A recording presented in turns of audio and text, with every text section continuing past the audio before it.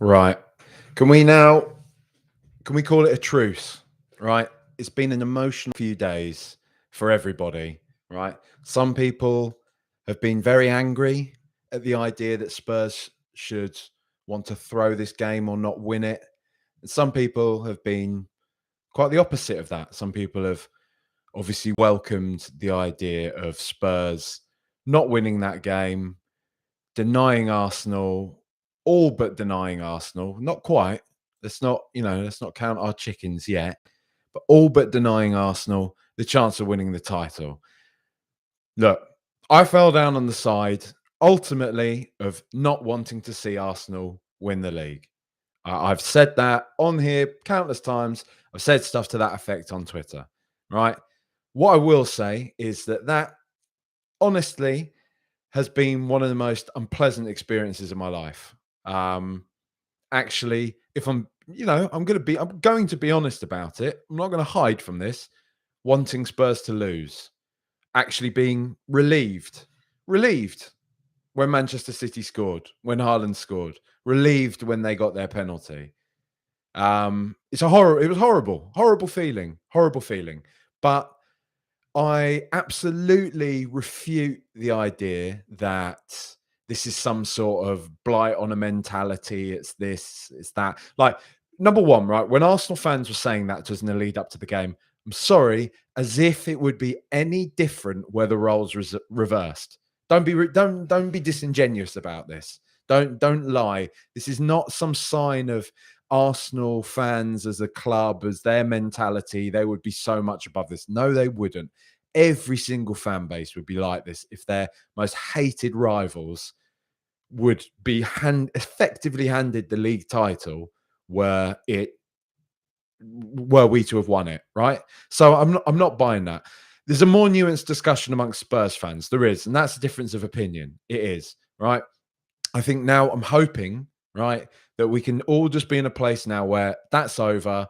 Let's just forget the past couple of days. Let's forget this kind of civil war that's been sparked over this, and let's just get on with it now because there's no need to carry it on. People had a difference of opinion on what Spurs should have done, what Spurs should have expected. Madar, I was talking to him about it this weekend, and he was very much like, how can you want Tottenham to lose this game? That's just ridiculous. Madar doesn't use the internet at all, right? Well, he sort of does, but not in this way. He's not talking to Arsenal fans constantly. He's retired now, so he's not constantly talking to fans of other clubs, Arsenal fans. He's not really surrounded by any of them. He's completely sheltered from it. So I can kind of understand. And I just think he's from a bit more of an old school generation where it's about what Tottenham do. It's not about what anyone else do. I'm born into an era seeing Arsenal win stuff, win at White Hart Lane, take Sol Campbell, rub it in our faces. And I'm not ready to look, if they're going to win the league, whatever. Like they've built a good team, blah blah. I don't want to see them do it, but if they're going to win the league, I not. I, it's going to be bad enough, right? It would have been bad enough had they won the league. Bad enough, and they still might. Let's not like they still might. This isn't over yet. It's not done yet, right? West Ham have a horrible habit of showing up in some of these games, right? It's not over yet.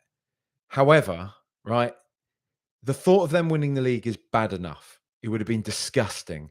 The thought of them winning the league with us being in any way culpable, for there being the room for there to be extra sort of banter or just anything around this. Because for all the press, for all the Henry Winters, for all the Barney Rones, for all those type that want to talk about what Spurs fans should or shouldn't be doing, what our mentality is, all this type of stuff, it's bollocks. It's utter bollocks because they're the same people who, after this, would have said, ha ha ha ha ha, look at Spurs, typical Spurs, Arsenal won the league. The joke would have been at our expense. And don't be mistaken for that. And if you're somebody that's listening to this that thinks, I don't care, stop being a big baby about it, I'm not bothered, fine, good luck to you. Honestly, good luck to you. But I personally find that really unpleasant. And I didn't want to see them go and win the league at our expense, right? There are certain things that have annoyed me about this game, right? Because what I will say is, and I've been dug out on Twitter for it because Spurs played really, really well. We played brilliantly. We played brilliantly in that first half, and I was watching us. I was thinking, why are you turning up today? It feels it genuinely. It feels spiteful. It feels spiteful that after Fulham, Newcastle, Chelsea, Arsenal, Liverpool for a half, we were good in the second half against Liverpool. For the sort of abject performances that you put in there, and people can debate the Arsenal game. All right, some people still are clinging on to this idea that we played really well. Take Arsenal out of the equation then. Take that game out of the equation. 3-0 down at halftime in a North London derby. Oh yeah, that's just because we aren't very good at defending set pieces and Arsenal are good at taking them. Yeah, okay. If that helps you sleep at night, fine. Right, whatever. We weren't bad against Arsenal. All right. Well, we were fucking terrible against all those other teams. Absolutely awful against them. What's the excuse? It's disgraceful. It's disgraceful to me that they turned in the type of performances that they have done in those games and have showed up in this game against Manchester City when really there's no pressure on them. There's no expectation from the Tottenham fans. They've been able to do that because they've played with a sense of freedom, because they know ultimately deep down that I would say most Spurs fans weren't, I'm not going to say didn't want them to win. I can't speak and say the majority of Spurs fans didn't want to win, but I would say the majority of Spurs fans, I think it's fair to say, weren't that bothered if we didn't win, right? Isn't that fair? That's a fair that's a fair middle ground, right? The fact that they can show up in this game is annoying. The fact that Ange Postecoglou can show that he's flexible, that he can play Mickey van der Ven out on the left, bring in Dragas in, is irritating. It's annoying. It's annoying to me. But on another level, it's good to see that we can mix it with a team like Manchester City, who weren't at their best. Let's be real. Manchester City also were not at their best this evening. However, Spurs, for a certain amount of time, did mix it with them this evening. And it gives me hope for next season that if we add a few more players, as I keep being told, if Ange Postecoglou gets his hands on a few more players that are suitable for his methods, suitable for what it is that he's trying to do, we will see, we will see the best from them. And I mean, that stands to reason, doesn't it? Right. So, look, horrible evening, horrible couple of days really leading up into this one. But we've gotten there. It's done. It's over and done. It's over and done with now, right? Manchester City have broken their hoodoo. And in a way, right, if we're going to silver lining this, right, let's look at it this way. Manchester City have broken their hoodoo this year. Hopefully, next year, when it means something a bit more to us, we'll be able to get it back up again. It's fine. Like, just, it's horrible. It was horrible. It was horrible. Like, I felt so conflicted, and I did feel, no matter if it meant Arsenal winning the league or not, I felt disgusting. I felt disgusting not wanting Spurs to win, but knowing in my heart, and I cannot lie about this. I'm not going to lie to you. I can't lie. Knowing in my heart that I didn't want Spurs to win tonight. I just didn't. And yes, it's important what happens to Spurs, but the whole thing of it doesn't matter what happens to them down the road, it's all about Spurs, is bollocks. For me, anyway. My opinion is bollocks. What your rivals do and what your rivals achieve or don't achieve is twinned with you, with the fate of your club. Jamie Carragher, seek it out. Jamie Carragher was speaking on Sky Sports before this game.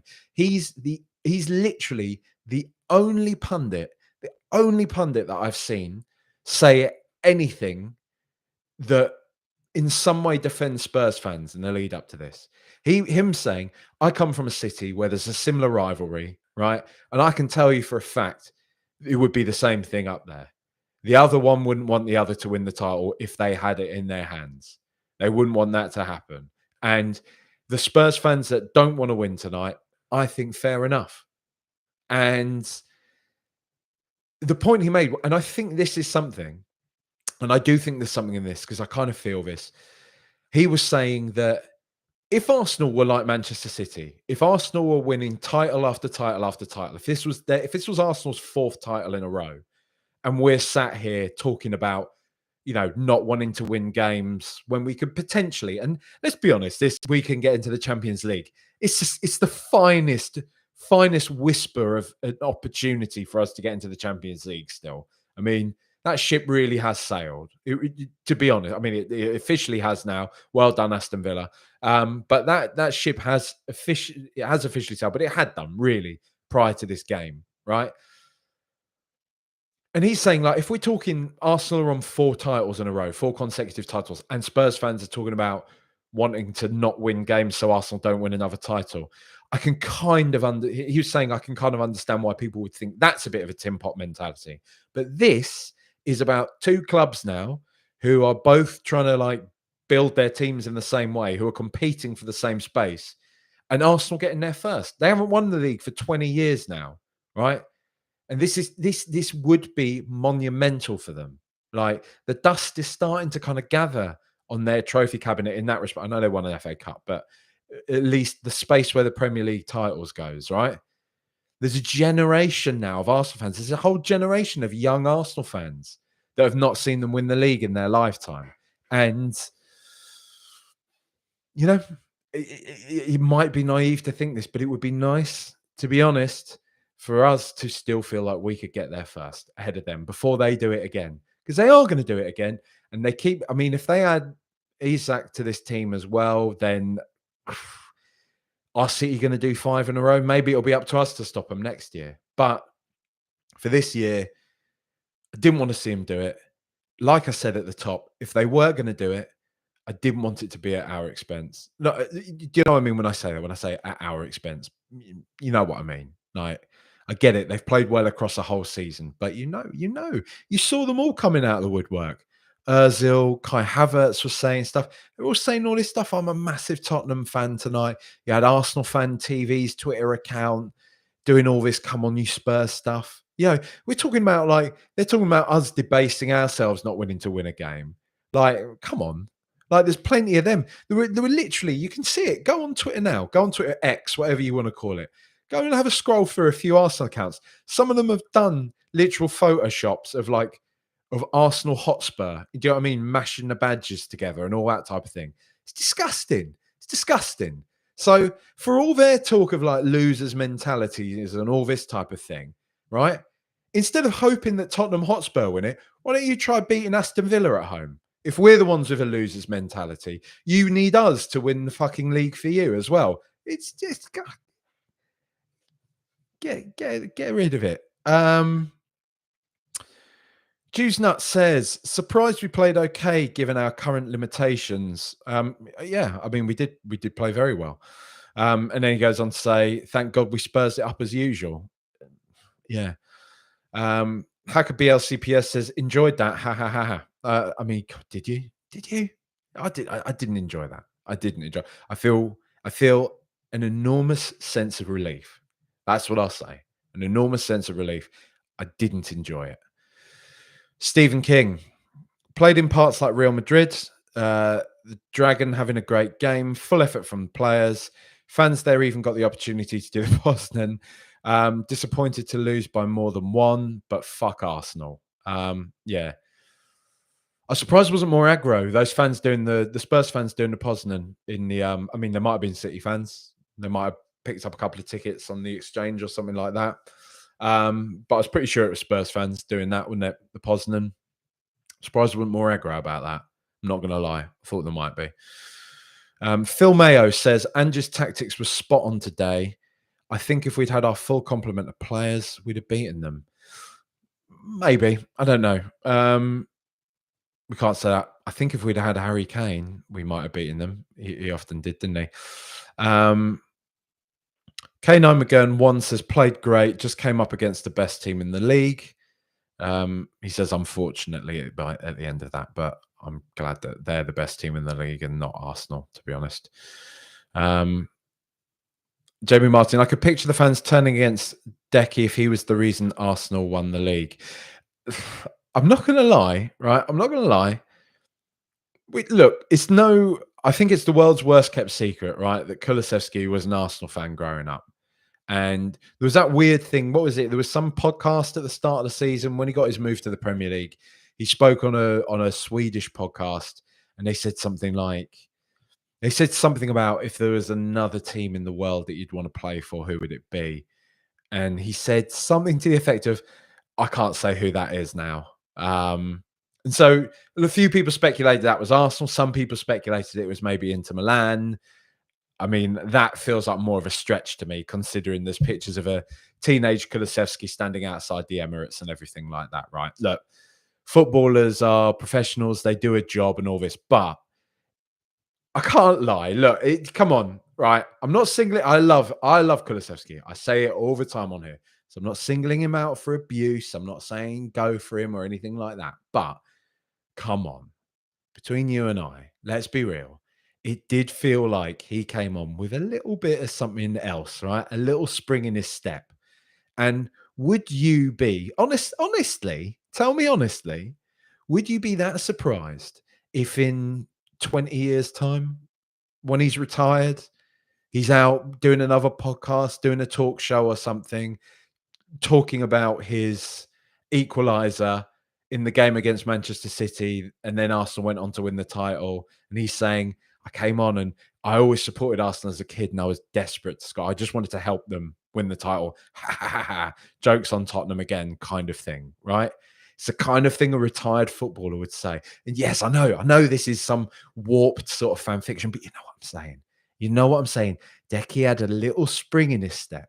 There was a little something extra there about that performance. And he does, to be fair, he does often show up against Manchester City. So that's worth taking into consideration, and that completes the full picture. But Decky, mate, I see you. I see you. All right. No more of that. Okay. No more of that. Jonathan Gray, Blue Moon, thank God. Um, Matt Scally, where's he gone? Sorry, the comments have just refreshed. Where has he gone? Where's Matt Scally gone? Matt Scally, lifetime contract for Sonny, statue in the centre circle. I mean, look, statue for Sonny anyway. Whatever.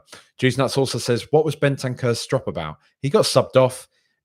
It felt a bit performative, didn't it? But look, come on, like I think if any of us, if you've even played five-a-side, right, you're pretty kind of amped up, aren't you? Like you get loose. So I can only imagine what it's like actually being an elite level athlete, being a Premier League footballer, because Bentancur was having a really good game. He was having probably his first good game, really good game in months. I think he was just a bit annoyed to be taken off the pitch, whatever. And he's got the Latin temperament, if you like, that's come out, and he's just gotten angry and kicked the chair. I don't think there's much more to it than that, is there?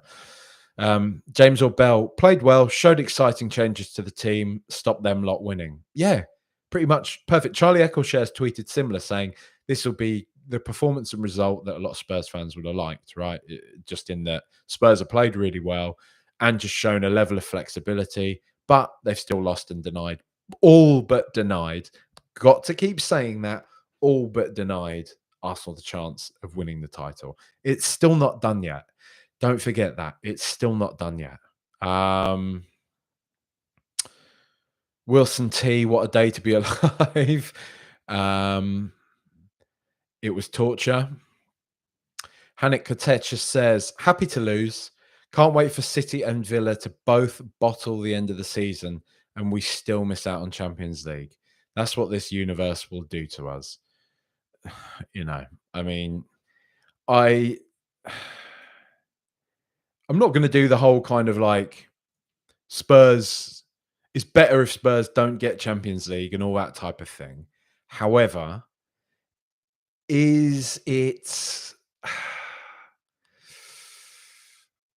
are we in the right place right now to be playing in the Champions League? Is the team good enough quite yet? I don't know. I'm not so sure about that. I still kind of feel like get into the Europa League and actually try to win it. Actually, because it's winnable next year. There's no Champions League drop down. Let's actually try and win the Europa League, because look, all of you can say whatever you want. Any rival fan can say it's Tim Pot, this and that. winning like these kind of May evenings, right? May, June evenings, when it starts getting warm, you can watch football out in the beer garden or in your own garden or wherever you want to watch it, right? But you know what I'm saying? Those kind of like pre-summer evenings when there's a bit of warmth in the air, you can wear a t-shirt out, seeing Spurs in a big European Cup final against whoever, Villarreal or AC Milan or something like that, right? And beating them and lifting up that massive silver trophy that we were the first winners of. Lest we forget, the first ever winners of the then UEFA Cup, now Europa League. Why don't we be the first ever winners of its new revised format? That sounds pretty good to me. And it would be momentous. It would be massive. It would still be bust down the Seven Sisters. I think open top bus for that. It would be. It'd be huge. It'd be a momentous, massive achievement. Don't kid yourself that it wouldn't be. Honestly, don't kid yourself that it wouldn't be. So I get it. I get it. I understand why people get prickly at the idea that Spurs not being in the Champions League is for the best. I'm not saying it's for the best. I'm just saying I don't think it's the end of the world right now, and I think being in the Europa League would actually be all right for Spurs. Let's see any more of these comments. Hopefully. Uh, uh, uh, uh. Michael Tamariz, I wanted us to win, but a loss never hurts so little. Fair enough. Quite interested if you do read this, mate. If you're still watching, quite interested to know, your feelings going into this, the justification why you wanted to win. Not why you wanted to win this. You're a Tottenham fan. I get it, but just why you weren't that asked about winning, and hopefully, Arsenal doing it. Michael Anderson says, hopefully you'll go in on Højbjerg as hard as Romero did on Edison. Absolute garbage. Just watch KDB ghost in for the first goal. I don't want to do the players bit too soon, but I thought Højbjerg was all right today. I thought it was all right today. I don't know. Let's see. Agency Panic says, thank fuck that's over. Mental gymnastics of Olympic proportions. Yeah, I mean, it was not fun, was it, mate? Not fun at all. Not a good one. Spoken about that one already. It's just, yeah, like you say, the kind of the back forth with people, the arguments, the this, that. What does this mean? What does this mean about somebody's mentality? This, that, the. I don't think it's that deep. Really, a lot of people just didn't want to see Arsenal win the league, and I think that's it. I'm speaking for myself here. I didn't want Arsenal to win the league, and again, I reiterate what I say at the top, in that, yeah, you can say we should be focusing on ourselves and not on them, but I still feel that Arsenal's successes Arsenal's failures, it is still relevant to Spurs, and vice versa.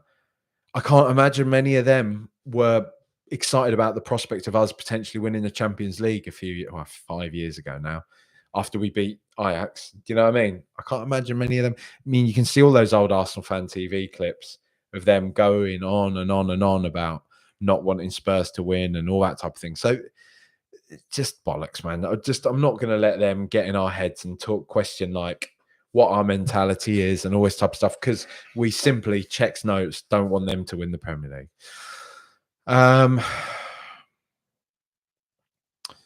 Spurs Simpsons, I know they are our rivals and I've lived through some crap from them, but the narrative from now surely has to change.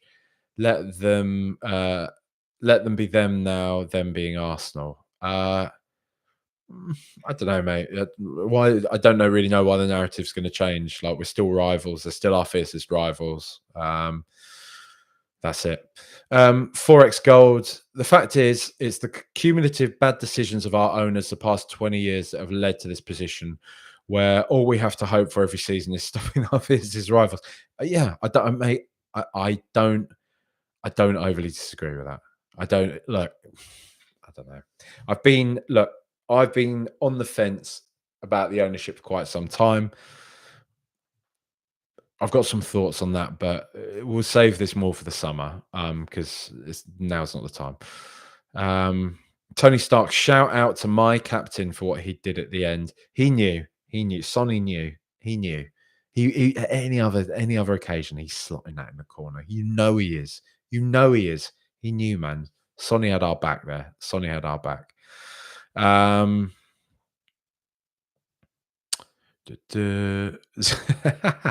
Zeros and ones. I know who that is as well. Is Decky the Swedish Tim Sherwood? Yeah, he's probably got a little cannon tattoo on him, like Tim Sherwood has, apparently. Um, Porro needs acting lessons, Smiles giving away the penalty, maybe. Ollie Colston Weeks, Son never ever misses those one-on-ones. It's almost sweeter how close they came. Club legend for missing that chance. Yeah. Khalil Kayal says, I hope the real Jack comes back now that that's over because you're so much better than your hot takes over the last 48 hours. Enjoy the podcast. Look, it hasn't been that bad. Look, I'm sorry, mate. I refute that, right? I've not gone on to Twitter and said, like, desperate for Spurs to lose this. I've just said that, I don't really mind if Arsenal win this, and I think it's kind of bollocks. Look, back to Postecoglou. The thing is, as I said at the time, and as I've said in tweets, Postecoglou before this game, yes, he's a football manager. Yes, he wants to win. All he needed to say going into this one was, look, the fans are going to be worried about, let the fans worry about Arsenal winning the title or not. My job is to win games for Tottenham, and that's all I'm focusing on. That's all he needed to say. And I wouldn't have begrudged that at all. He went overly hard. He went in on the fans. He did. And he didn't need to. He didn't. He got wound up about it. He acted emotionally. He lashed out about it. And we have a right to reply as fans. I'm sorry, I don't buy this idea that fans, we just need to bow down at this altar of Ange Postecoglou. Dare we question anything he says? Nah, fuck that, man. Like, we're going to be here long after he's here at this club. We are. We're going to have to stomach all that stuff. He wouldn't have dared to say it whilst he was managing Celtic. He would not have dared to say any of the stuff that he was saying if it was to do with the old firm rivalry. He should not be commenting on what the fans should or shouldn't be doing on that. He just shouldn't. I'm sorry. And I stand by that and whatever. But he was emotional going to this. He was obviously wound up because everybody was insinuating or suggesting that he should have thrown the game. And he was annoyed about that and he lashed out. But in turn, as a fan, I have every right to lash out back. Just do. And really, what is me saying some stuff on Twitter? Really, it's just a space for the average person to just vent something every now and again. It's not really that deep at all. So fine, but thanks. I'm glad you like the podcast. um, du- du- du. Idris, Ange has just had a dig at the fans in this press conference. Look, I'll read it or watch it afterwards. Fine. I'm not going to, I've learned my lesson. I'm not going to comment on stuff that I see happening while it's happening, but it doesn't surprise me. Why is he so, Idris also says, why is he so agitated on a nothing game, but doesn't care for set pieces in crucial games? His priorities are the wrong way around. Look, he's a winner, if you like. There's an air of kind of arrogance about it. There's an air of ego about it. He doesn't like this insinuation that he should have to lie down for anybody. And it probably has motivated him to want to try and win this game more. And it's probably making him lash out in this way. It's annoyed me in this isolated instance. It has done. I think as somebody that gets football, as he clearly does, he should understand why this is more of there's a lot more nuance to this one. Tottenham Arsenal, the rivalry, the fans, why it's more emotionally charged. He should understand that, and he shouldn't be wading in the way that he is. However, as I say, and as a lot of people have said back to me, and I don't deny this, I don't refute this type of mentality, this type of ego, as the word I just used there, this type of arrogance, this type of hubris, if you like, is exactly what we want in a manager. We want a manager that gets wound up at the idea of his club losing, at the idea of his team losing. It disgusts him. It it enrages him. It makes him furious. I like it. I do like it. It's not hypocritical. Like life is a dichotomy. It presents them constantly, right? Always, day in, day out. And two things can be true at the same time. I can be annoyed at Ange Postecoglou kind of wading in a bit heavy-handedly when Spurs fans are getting annoyed about the North London derby, Tottenham against Arsenal. But equally, I reserve the right to like the fact that there's a guy in charge of the club who gives a shit in a positive way, that wants to win, that wants to take Spurs to the next level, that hates this idea of us having to lie down for anybody. That's great. But let's take that into next season. Let's take that to Fulham away. Let's take that to Newcastle away. Let's take that to Arsenal when we're playing them at home and away. Let's take that to Stamford Bridge next year. Let's keep this energy consistent, right? Let's not just show up when it's a North London derby and us fans are starting to get annoyed about it. Don't act spitefully and get wound up about Tottenham fans and us not liking the idea of Arsenal winning the league, right? Let's carry the same energy. Let's not go into press conferences and talk about not being asked if we finish in the top four or not, right? And yes, I know it's kind of been twisted a bit, but still the optics behind that, it's not the sort of thing that a manager should be saying, right? So there's consistency there that he is not upholding at the same time. There is room to criticize Ange Postecoglou. But overall, I like the guy. I like the direction that the club is going in. I like the direction that his management is taking us in, right? This is a thing. People need to stop hanging on every word that people say. If people say something, just one thing that is somehow critical or pokes a question, asks a question as to what Ange is doing or what one of our players is doing. It's not, you're this type of fan. You're the type of fan that does it. You're the type of fan that wants our manager sacked. No, there's no types of fans. There's no this or that. It's just people talking about football. You're allowed to be annoyed sometimes about what Ange says or does. It doesn't mean you hate him. It doesn't mean you're advocating for him to get sacked. It doesn't mean I'm looking for a new manager in summer. Like, just don't like, I'm just a person that does a podcast, that does the odd tweet. Like, that's what all this thing is. It's just opinions. It's just bilge after games, isn't it? Really, ultimately, that's what it is. I'll say that of myself. It's all that it is. It's just a way of like clearing thoughts. Like, and if some of you enjoy that, great. Great. That makes me feel good, and I'm glad you do. I'm glad you can take something from this. But like, don't like get pissed off with me if I say the odd thing about Ange. Like, it's or just don't listen anymore, or just don't engage with it. It's fine. You're allowed to do that. You know, it is what it is. God, that was a bit of a rant, wasn't it? Was that my Arsenal fan in the car moment? Was it? I wonder if it was. And said the last 48 hours have revealed the foundations are pretty fragile. I mean, whatever. We'll see what he says. Seymour Shepherdson, how much did your heart sink when Son went through? It didn't. It was weird, man. It didn't. It didn't, because there's this disgusting like knee jerk to you of like, we're through. Son's through. Son's 1-on-1 against Manchester City, and then everything else catches up with you. It was rank, man. It's been a rank evening, and I don't really like it.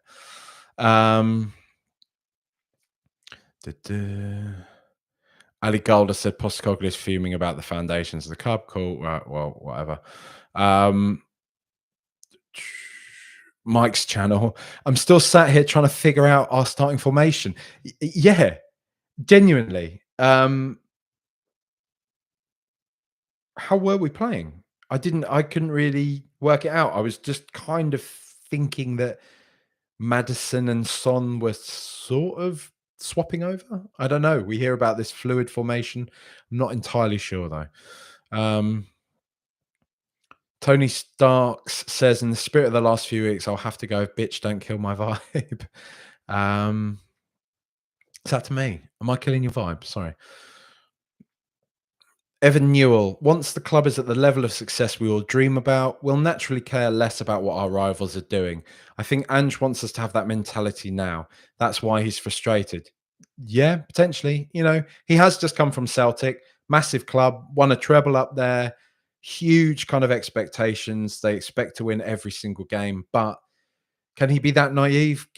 Did he think coming to Tottenham it was going to be the same proposition? Because we all knew that it's not going to be that, right? I, I agree with you though, Evan. I think that's a good point. And ultimately, like I say, this is the thing. Ange is hopefully he's a winner. He's a guy that's focused on success. He's a guy that's focused on taking Tottenham to the next level, about addressing issues of our mentality that we all know exist and he obviously can see exist, right? And part of that is wanting Spurs to approach every game wanting to win it.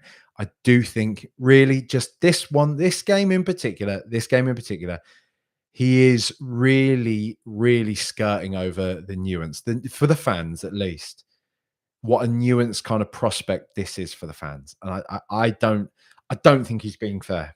I don't think he has been fair. I just don't. I don't. And that's my opinion. That's the hill I am dying on this one with him. So that's how I feel about it. I'm not going to rant about it again. Juice says Moyes is available as is Graham Potter. No, no, come on, not that yet.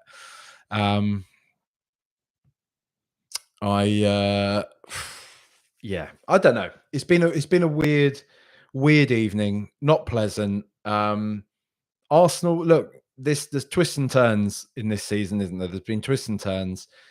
Arsenal they're going to comfortably dispatch Everton. They're going to. We know that they're going to. Manchester City have to beat West Ham, really, don't they? And that's that. They have to beat West Ham. So, cat wants to get out. They have to beat West Ham. So, look, it's not done yet. It's not done yet. Let's do the players. Time for the players. So, Vicario, really good, really, really good performance from him tonight. Some of those. I remember going into this. Obviously, they in the FA Cup they had, but at least in the Premier League, Manchester City had not scored a goal against Tottenham Hotspur at the Tottenham Hotspur Stadium. I'm going to call it that because I don't call it New White Hart Lane and all that shit. Like it's just it's a line in the sand, in it. They've won. A club have won. And there were times in this when I thought there's some sort of weird curse. They hate something about this stadium. They are just not going to score here. They are not going to score. And I don't know why, but they are not going to score. And he made some unbelievable saves. Some absolutely unbelievable saves. Vicario, I thought, who was it? Was it against Bernardo Silva? I think it was Bernardo Silva who got that shot off right in the box, right in front of the pretty much right in front of them, and there was that incredible reflex save to deny them on that opportunity. There are a few other really, really good saves. Just a great performance from Vicario. I thought really good. Mickey van der Ven. I thought we looked really solid in that first half. I did like him playing on that left-hand side, although I will say there was a lot of space quite often. Kyle Walker was afforded a lot of space. I feel like Van der Ven, I want to say he drifted inside a bit too often and probably kind of because I'm assuming he's not really played this role too often. It felt like his runs and stuff are a bit off because Kyle Walker was pretty wasteful. I think quite a few times there was there were acres of space on that on their right hand side, our left hand side of the pitch that he kept running into and not really doing anything with the opportunities provided to him. I don't know if that's a reflection on Van der Ven's performance or not. It's just an observation I made, but when I put two and two together, it makes me think, maybe he's not really actually that well suited to that role, and that's why he hasn't been playing in that role. But he was really good, you know? Do you know what I mean? He marshaled Erling Haaland pretty fantastically for large parts of the game. Haaland's a specimen, a massive titan of a man, and Mickey van der Ven is pretty much the ideal defender to be going up against him, other than I guess for an aerial duel. But I thought, look, I'm not trying to criticize Van der Ven. I'm just saying, just an observation I made is that there was often acres of space out on that side of the pitch, and maybe that was just reflective of him not being that well suited to playing in that role. Radu Dragusin, I thought he looked a bit shaky at first, definitely, and I was sort of saying on WhatsApp with the lads, this is why he's not playing. You can see he's quite shaky, but I think he really grew into the game. He can be forgiven for being shaky, if you like, given that he's, pretty green still, not played much Premier League football at all. But he really grew into the game. Absolutely unbelievable block from, I can't remember whose shot it was. Maybe Kevin De Bruyne. I think it was a De Bruyne shot that Dragusin cleared, and he did like a big sort of celebration. I think for most of the game he was decent. He looked like a good player. Christian Romero, good, solid performance, I thought. Went in hard on Edison, didn't he?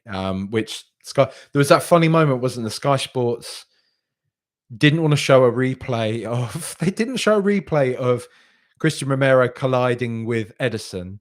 And then whilst Edison was down on the ground being treated for a head injury, were in turn promoting the Usyk versus Fury fight. There's a strange dystopian irony to that, right? It's like something that, if you've ever played Grand Theft Auto, it's the type of thing you'd hear on like the Grand Theft Auto parody radio. It's that type of just Viz magazine type lampooning of what society is like, and that felt like it in a nutshell there. Very bizarre, but good performance from Christian Romero. I thought the defense was pretty outstanding tonight, actually. I'm not going to lie. Overall, as a unit, on balance, good performance. Manchester City weren't quite clicking in that final third, so maybe that made us look a bit better than we actually were. But I still think we were decent. Pedro Porro, also good. Gave away a penalty. Yeah, I mean, rightly so, but it's difficult. It's one of those things that happens. Penalties get given very easily. The most minimal contact in the box is generally a penalty, unless it's a Spurs player getting tackled. Ooh, conspiracy. But yeah, decent. James Maddison, good performance in the first half. I think he faded in the second, got tired again. Keep the form going this way, mate. Like, get pumped, be up for it in summer, come into the new season fresh and new, hopefully fully fit, hopefully properly rested, really kind of up for it. Do you know what I mean? Let's just hope we see the same James Maddison that we saw at the start of the season again next year. Pierre Mohoybier, he's already been called a disgrace in the comments here. I actually thought he was all right. I thought he was okay, and that's fine, isn't it? I still hope he goes in summer. I don't really want to see him playing for Spurs anymore. I don't think he really wants to be here anyway, from everything that we've heard. Fine. Rodrigo Bentancur, I thought really good today. I thought he was really good. He had that brilliant sort of shot in the opening stages of the match. Really good, rasping drive. Seemed to be moving about a bit better. was utterly livid, obviously, as I'm sure everyone's seen, to be taken off. Furious. You want that passion, you want that spirit, you want your players. We know what it's like. We hear that he's bashing down the manager's door because he wants to come back when he's, been injured and everything like that. He's look, he's a great player. Hopefully he can recover from injury fully and be the Rodrigo Bentancur that we know he can be next season. Pape Matar, decent performance. I think he misplaced quite a few passes. Actually, I counted about 3 passes, if I'm honest, um, that he misplaced and turned over possession back to City again. I know that's something that people say he's often guilty of.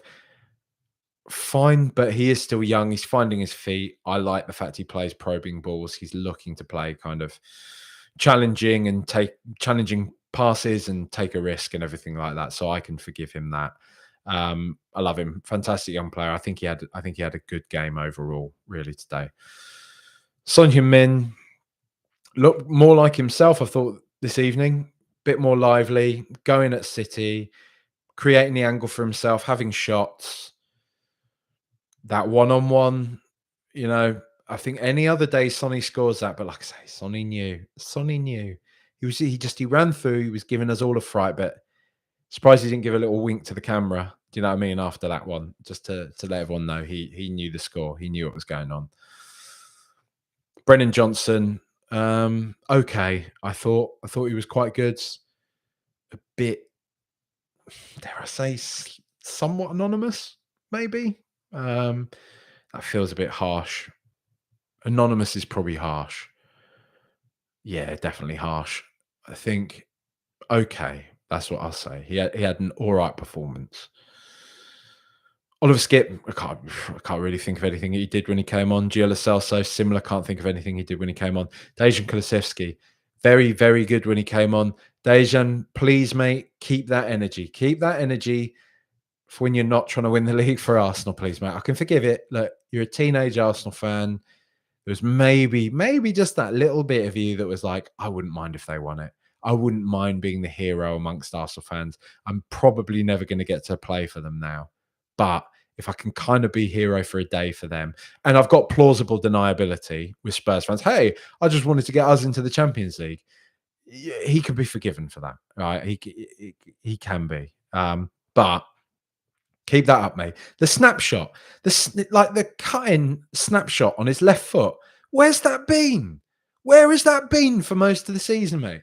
Why did that show up today? Absolutely unbelievable. Forced the keeper. I believe it forced the keeper into making a save. I think it did. Cut inside, bang, have a shot on your left. Wonderful from outside the box. Keep that energy, lad. Keep that energy. Keep that rolling forwards. Do you know what I mean? Come on. Keep it going. Mikey Moore, good lad, made his Premier League debut. Again, don't know why he couldn't have been brought on in a game that, like Arsenal, something like that, but still, he's made his Premier League debut. I'm sure that will be, whatever the result, it's a special day for him, special day for his family. He's obviously, I say obviously, I've never watched him play, but look, other people have watched him play. Many people hype him up. He's an unbelievable talent, it seems to be. If that pathway truly exists, if we are going to see more of him next season, great. Because I know people will say he's only 17 or he might have just turned 18. I'm not sure. 17, 18. But at the same time, prodigal talents do emerge at that age and they start playing football. And look, why can't he be one of them? Lily White Rose has made sort of comparisons, at least in his kind of stature, the way he moves around the pitch with Wayne Rooney. He wasn't likening his talent to Wayne Rooney, just more like his stature and the way he is. He's a big lad. He can mix it with men in men's football. Pep Guardiola started playing Phil Foden at one point. How old was Phil Foden? Probably 18, I think. 17, 18, I reckon, when Pep started playing him. Look, If these players are good, give them the opportunities, because I don't want to lose more and more of these young lads to Dutch clubs and then see them go to Chelsea a couple of years later. Do you know what I mean? Like, let's just give him an opportunity. Let's give him some decent minutes next year. Let's give him some decent minutes in cup competitions, but also in the Premier League. It would be good. But other than that, look, that brings a really, really miserable evening to an end, doesn't it? And that's kind of that's where we're at. That's where we're at, and that's all that we need to look at from this one, right? Let's stop. Like I say, stop with the civil wars now. You're the fans that did this. Look, it's done, right? Let's hope we get a result against Sheffield United. Finish the season on a high.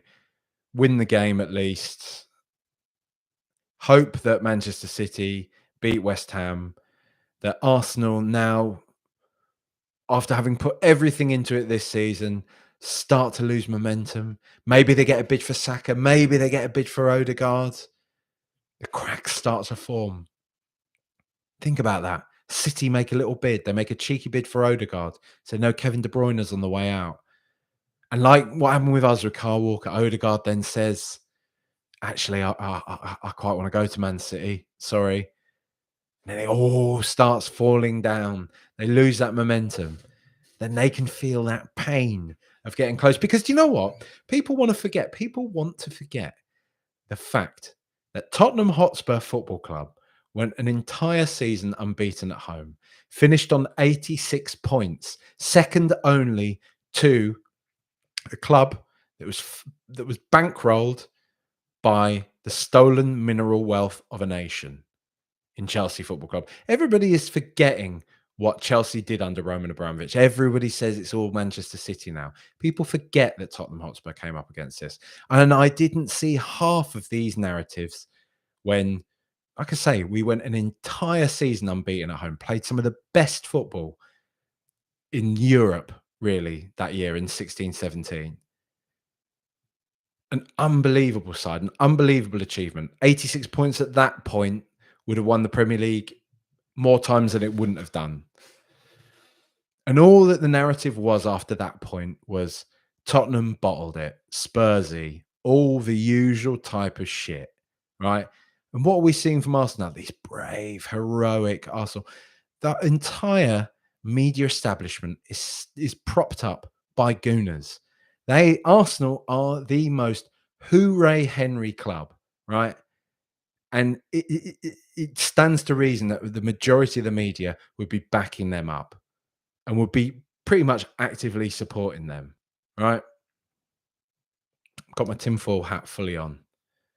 The groundswell of support that I've seen for them over the past few weeks is utterly disgusting. The fact that you have people like Henry Winter coming on saying Spurs fans are this and that, just shut up.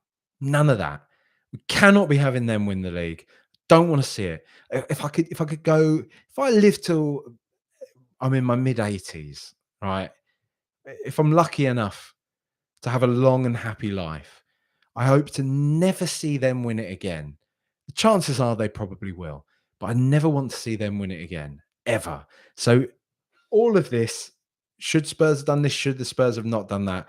All I care about now is that Arsenal didn't win the league. And if you don't think it's important to Spurs, that's your opinion, but I do think it is. I think it's very important to Spurs. I think it's very important to the fan base. I think it's very important to the club.